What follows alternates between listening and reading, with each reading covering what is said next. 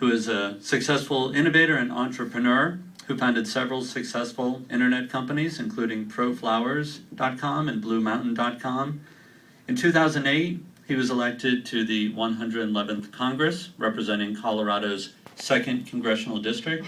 He currently serves on the House Rules Committee and House Democratic Steering and Policy Committee, and is a Democratic Caucus Regional Whip.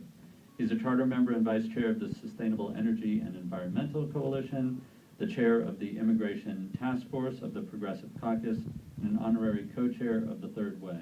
And what I would add is that he's also a great friend to this new and growing industry, and we're extremely pleased to have him here and have him helping us now and into the future. Thank you. Well, I'm thrilled to welcome the industry to Washington, D.C. for their first annual Lobby Day. And it's exciting to hear from an industry that isn't coming here seeking subsidies, isn't coming here seeking special tax treatment, but is really simply coming here to try to attain the same type of treatment that every other type of small business takes for granted across our country. I think it's a very compelling and easy sell, and it really is the states that are driving this discussion.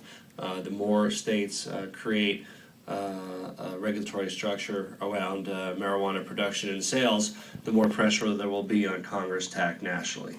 I found it very, and I expect that our members of the industry will find a positive reception from the members who represent their districts, but still the majority of Congress represents districts where there is no regulatory or legal scheme for marijuana production, and it's still an underground economy issue. But where it has emerged, those of us who have the opportunity to represent areas like Colorado and California and the other states in Congress have seen the many benefits of the industry, and not limited to by any means the benefits directly in terms of employment for providers and growers, but also all the ancillary benefits, whether it's real estate, whether it's media and the advertising that ensues from the industry, whether it's the attorneys and accountants and the banks. We've seen the benefits across the board as a job creation engine in Colorado, as sorely needed contributions to our revenue from the state level. And I'm excited as a Coloradan to have seen the industry grow and employ people and have the degree of success that it's had.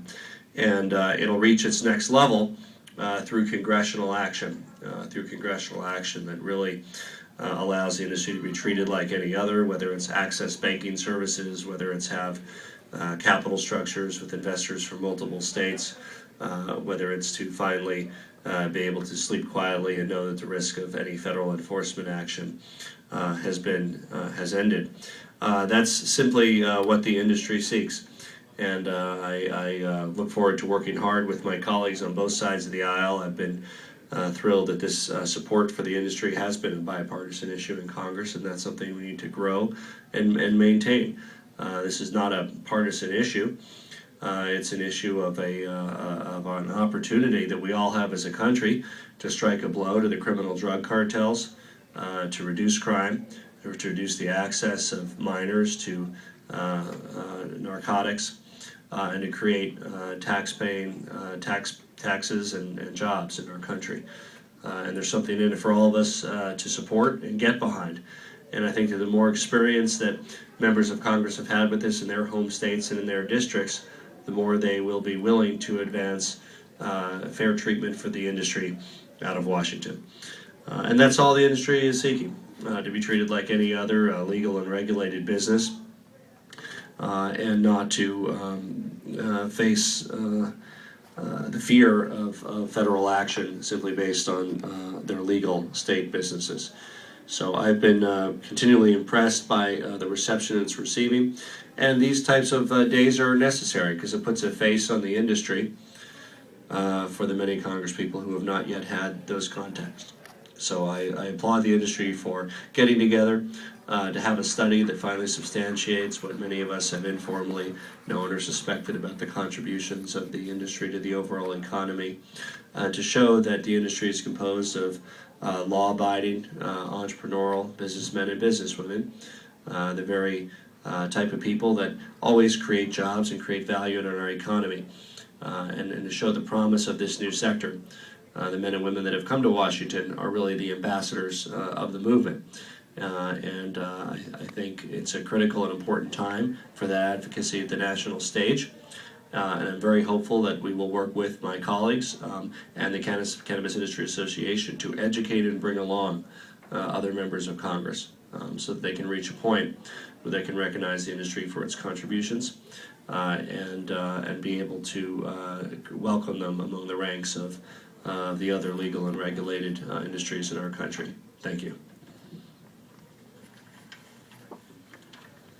Thank you, Congressman.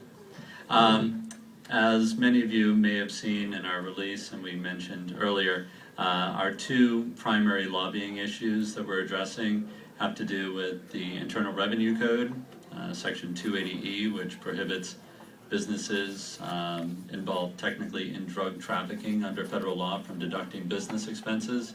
And that's being used right now in audits of medical cannabis businesses, state legal medical cannabis businesses, and also some banking issues as well. And in order to address those, we have Steve D'Angelo and Jill Lamoureux here to talk specifically about those issues. Steve D'Angelo is